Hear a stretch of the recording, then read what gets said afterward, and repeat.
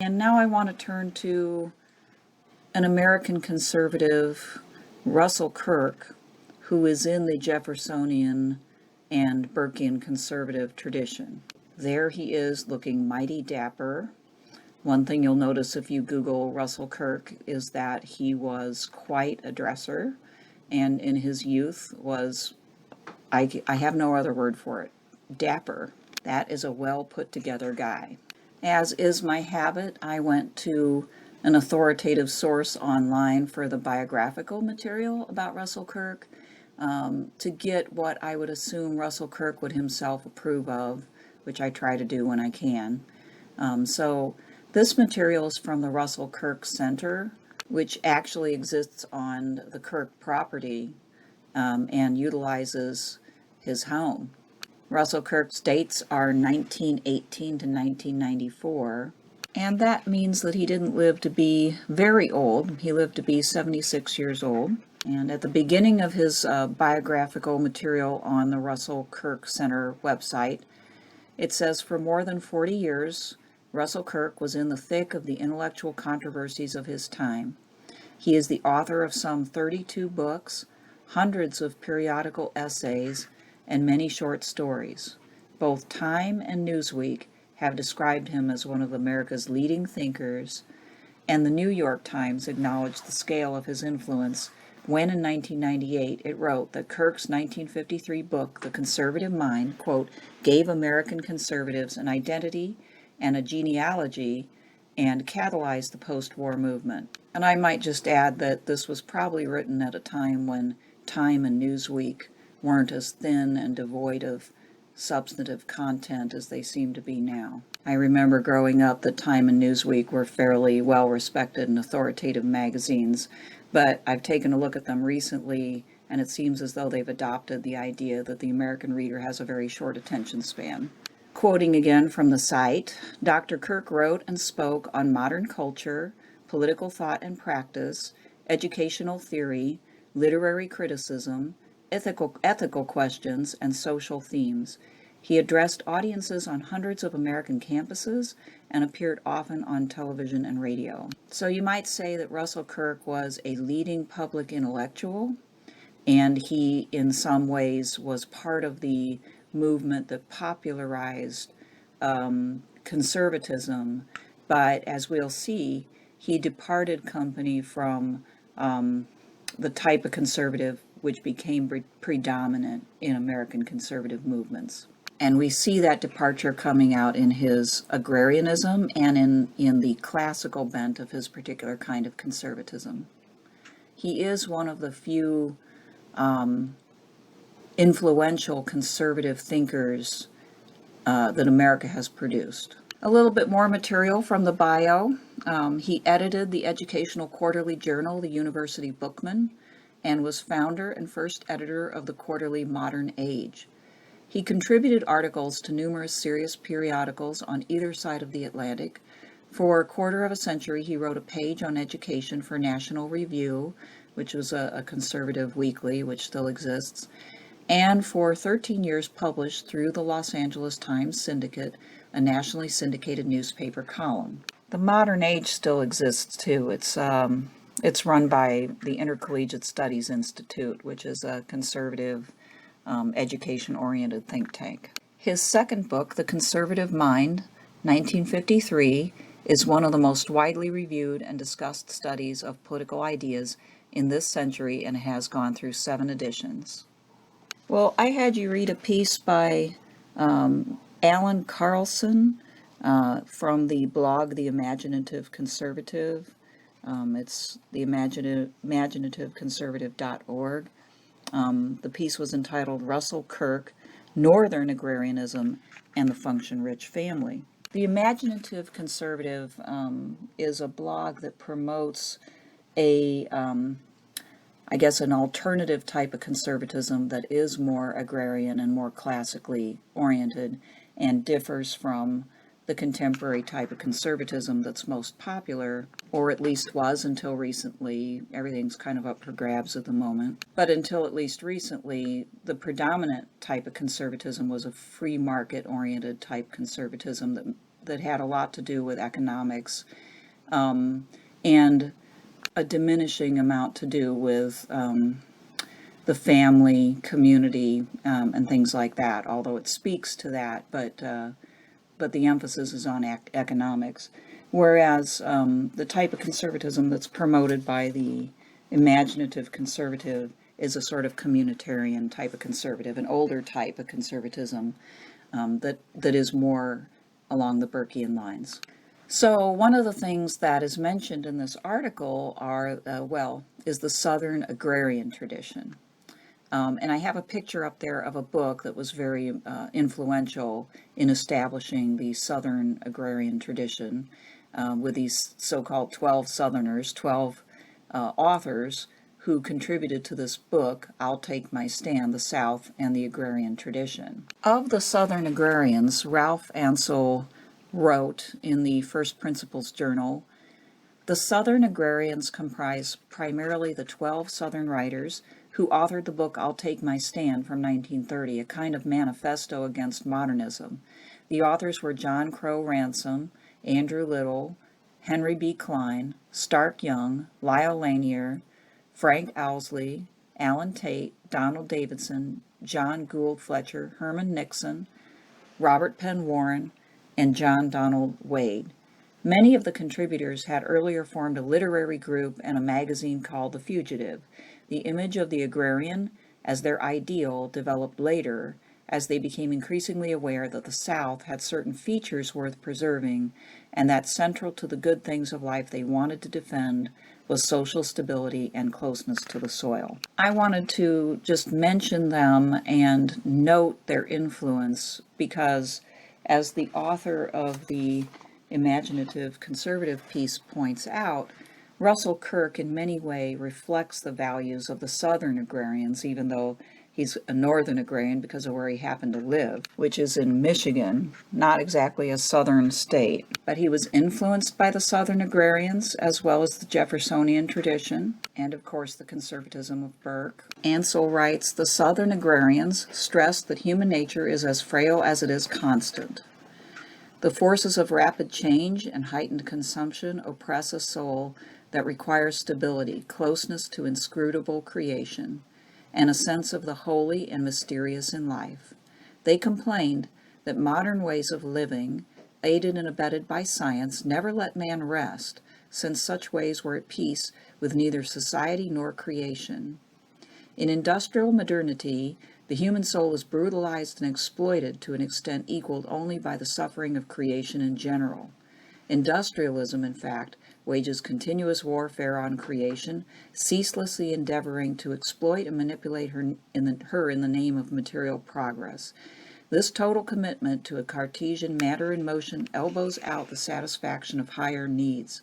Opposed to this abyss of infinite change, the agrarian sought a way of life that could be lived with grace and piety and with enough leisure to allow tradition, custom, and manners to flourish." I might say the other reason why I'm introducing the Southern Agrarians and Russell Kirk at this point is because soon we will be looking at Wendell Berry's ideas in more depth. And Wendell Berry also owes some of his thought, some of his heritage comes from the Southern Agrarians and the Jeffersonian Agrarianism. And so there's quite a bit of overlap between the sentiments that will be expressed by Kirk and the way that Wendell Berry thinks as well. Strangely enough, Wendell Berry has a reputation in the United States, unless people know his work well, of being a really radical element, somebody who's a real radical left-winger and sort of dangerous and subversive. If you really read carefully a text, you find sometimes that the assumptions about an author are very, very different from the reality of that author, and that you can't learn about the author any other way than by carefully reading what he or she has to say. That would be the case with Russell Kirk as well, who maybe has a reputation for being a type of conservative that he wasn't. And in going into this area, we can say that it's remote enough from our experience at this point, this particular perspective, is remote enough from our experience that it constitutes an alternative, you might say, to the phenomenon that we've spent so much time kind of going back and forth in this class and trying to get around, which is the left-right dichotomy. We spent quite a bit of time on anarchisms, some of which try to get around it or go above it or under it or in some way bypass the left-right dichotomy. And this way of thinking also has potential for doing that. And that's hopeful, because in order to change things, we probably need to go beyond the back and forth left and right way of thinking that has not necessarily served us terribly well in the past couple of decades. So Kirk discovered the Southern Agrarians in 1938, and your article quotes him in response to them, saying, Christian humanism, stern criticism of the industrialized mass society, detestation of communism and other forms of collectivism, attachment to the ways of the Old South, such were the principles uniting Southern agrarians. And these were the principles, or some of the principles, that Kirk also resonated with. Of special note there is the criticism of industrialized mass society. This is what made the Southern Agrarians somewhat dubious about capitalism unchecked. And also note the detestation of communism. So they were certainly also very critical of any form of collectivism. And so you can see what unifies them is a skepticism about materialism and a longing to preserve and extend a more spiritual perspective. Your article also mentions the 10 conservative principles that are actually culled from Kirk's book from the 1950s, The Conservative Mind, and then added to, I think 7 through 10 were added later by Kirk in the early 90s.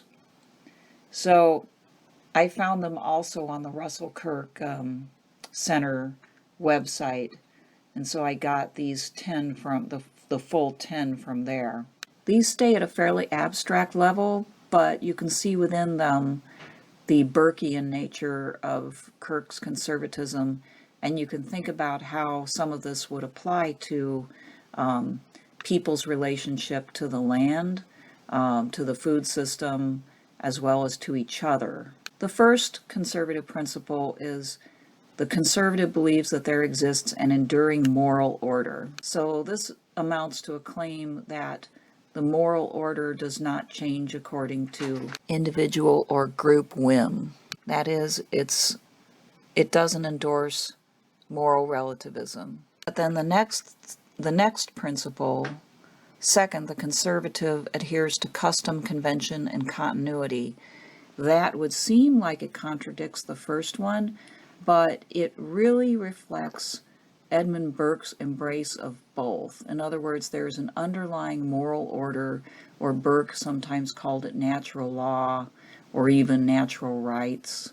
But at the same time, there's this strong element of custom and convention in various societies that needs to be respected. Burke said that we can't just toss out customs and cultural differences because they don't line up with some sort of abstract universal principle. They need to be respected and preserved and changed slowly if they need change, so that you can retain cultural and societal cohesion and stability. Third, conservatives believe in what may be called the principle of prescription. This is explained on the Kirk website as conservatives sense that modern people are dwarves on the shoulders of giants, able to see farther than their ancestors only because of the great stature of those who preceded us in time. Therefore, conservatives very often emphasize the importance of prescription, that is, of things established by immemorial usage, so that the mind of man runneth not to the contrary. So that establishes respect for practices from the past, which also lends itself to stability. Fifth, conservatives pay attention to the principle of variety, which they define as a healthy diversity in any civilization. There must survive orders and classes, differences in material condition, and many sorts of inequality.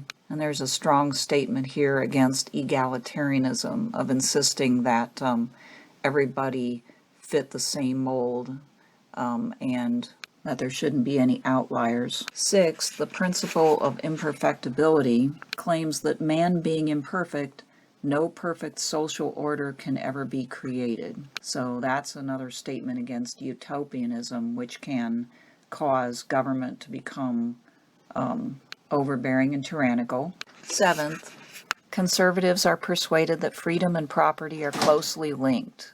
From here we get the notion that, similar to Locke's argument, that a person who doesn't have the right to own the property that he or she has mixed his or her labor with, or has accumulated, is too vulnerable to tyrannical government and too vulnerable to the predations of others.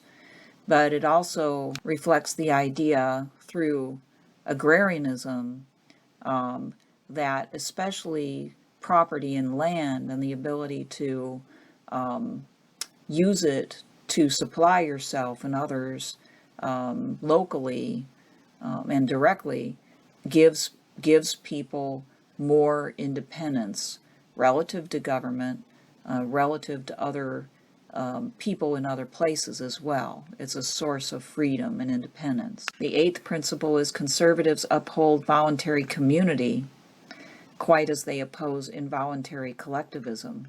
So in other words, in opposing involuntary collectivism of, typically the communist kind or the socialist kind, the corollary is that they promote voluntary community. So this is a statement that runs contrary to the strong individualism of contemporary conservatism. Kirk was very interested in fostering genuine community with deep roots in the local land and local private organizations and associations and in local politics. Again, that local self-sufficiency that can only be fostered by community, where people go beyond their individual self-interest and work together to support each other. The ninth principle, the conservative perceives the need for prudent restraints upon power and upon human passions. This is a statement against strong, powerful government, again, but it's also a statement against what's referred to here as anarchy, in which, quote, every person claims to be a power unto himself, end quote. So we need to have government that's strong enough that it doesn't allow for people to basically run rampant alongside communities that are strong enough to resist the encroachment of government where it doesn't belong in their day-to-day relationships with each other and in their day-to-day interactions, both socially and economically. And the 10th principle, the thinking conservative understands that permanence and change must be recognized and reconciled in a vigorous society. Very much a Burkean line of argument as well. Burke wanted as much tradition and stability as was practicable, but he also recognized the need for society to change when necessary, to adjust. And so there has to be this balance between tradition and stability and change. And of course, Burke called for the reform mindset rather than the revolutionary mindset in this regard. Here, Kirk argues that there is this love of progress in liberal societies that tends to worship any and all progress and to denigrate what is old and what has preserved society. But the conservative shouldn't go the other way, in his view, and basically promote the ossification of society. There has to be intelligent ability to adjust with the times when adjustments are necessary. So many of these principles can be applied to the topics that we've been discussing of agricultural and food systems and the environment. For instance, the idea that the enduring moral order and custom and convention can coexist. A belief in an enduring moral order can provide people with a basis for criticizing existing practices confidently and proposing new ones that perhaps reflect better basic truths of morality and justice, but also respect and understand that how people do things and the way that they have come to live needs to be respected and worked with. In other words, too often have reformers not really reformed, but kind of rolled in and try to change people's habits, beliefs, customs, and values very, very quickly because that makes sense to them. And what comes out of that is a lot of anger and frustration and disgruntlement and lack of cooperation on the part of the people who are being changed, so to speak. So respect and care needs to be taken when creating changes. Certainly that would be the case in any sort of change in our food production. When things are done rapidly, as they were, for instance, in the early Soviet Union when they tried to change from independent farming, individual farming to collective farming, and the result of that attempt was a widespread famine because the farmers weren't interested in losing their land and becoming factory farm workers. The principle of imperfectibility goes along with that too. There's a lot of cautions against ideological extremism in these statements. Also, obviously, the idea that freedom and property are closely linked is very applicable to what we've been talking about and has been echoed by, it's the whole Jeffersonian notion that your independence comes from your ability to provide for yourself. Then Carlson talks about several Northern Agrarian themes in Kirk. I won't go through all of them, but I'll highlight a few. Third is a suspicion of raw capitalism, and right from the start, the author mentions Wendell Berry, who, he says, labels capitalism the economy of the bulldozer, and the 12 Southerners called modern advertising the great effort of false economy of life to approve itself. He goes on to point out that Kirk was not an enemy of free enterprise, and called it the most productive and liberal economic arrangement conceivable, but he says he faulted libertarian economists such as Ludwig von Mises and Friedrich Hayek for the narrowness of their economic thought. So in Kirk's position, the economy should serve people instead of people serving the economy. He sees laissez-faire economics as being brought into existence, he says, as a companion to the centralizing state. In other words, it empowers the state to the extent that it takes away power from individuals and communities due to mechanisms we've already talked about in this course. And then I also wanted to highlight the fourth agrarian theme, a respect for the vital, function-rich family. First of all, I thought it was really cute, actually, the way that Kirk talked about the farm baby. I don't know if he has any sort of empirical proof for this, but I just thought this was great writing. They quote Kirk saying, "The rickety and scrofulous little wretch who first sees light in a workhouse or in a brothel, and who feels the effects of alcohol before the effects of vital air, is not equal in any respect to the ruddy offspring of the honest yeoman. Nay, I will go further and say that a prince, provided he is no better born than royal blood will make him, is not equal to the healthy son of a peasant. The ruddy offspring of the honest yeoman versus the rickety and scrofulous little wretch from the workhouse or brothel." I think you can tell right there what he thought of a lot of big cities. So the author says that he championed the idea of the companionship family, in which husband and wife work together and the whole farm family works together, the children included, to support themselves. He champions that as more dignified by far than the type of labor that he envisioned taking place in the city of mechanized factory labor. Another one that we probably haven't touched on too much in other sections is the eighth, a wariness towards war. The author points out that Kirk opposed American entry into the Second World War because he believed that President Roosevelt, was, quote, maneuvering the nation into the European conflict. He denounced the peacetime military draft as slavery, and after Pearl Harbor he was furious over the federal government's internment of Japanese Americans in concentration camps, and in 1944 he actually voted for the Socialist Party's Norman Thomas in gratitude for his pre-war anti-imperialist speeches. But he points out he was not a pacifist. He opposed the first Gulf War of '91, but he was for the Vietnam War, probably because it was the fighting of communists. And it says he came to detest George H.W. Bush for his carpet bombing of the cradle of civilization with its taking of 250,000 lives in Iraq. So in foreign policy and war, Russell Kirk was not a predictable contemporary conservative, definitely not a neoconservative in this regard. I think it's really telling that he voted for a Socialist Party candidate in 1944.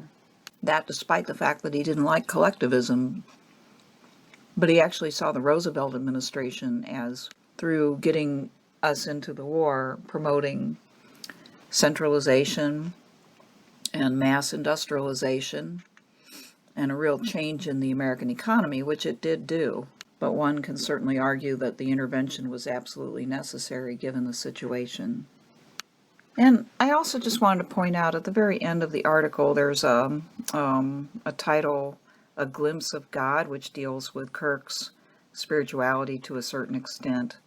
Kind of interesting quote from Kirk, that he, quote, understood the truth that ever since the incarnation, material things are luminous and transparent rather than opaque, because it is through them that one can sometimes catch a glimpse of God, end quote. So nature, in his view, reflected the nature of God, in a way. And the author says a little bit later on, an openness to magic and the supernatural rooted in the stories of ancestors and grounded in a vital family home.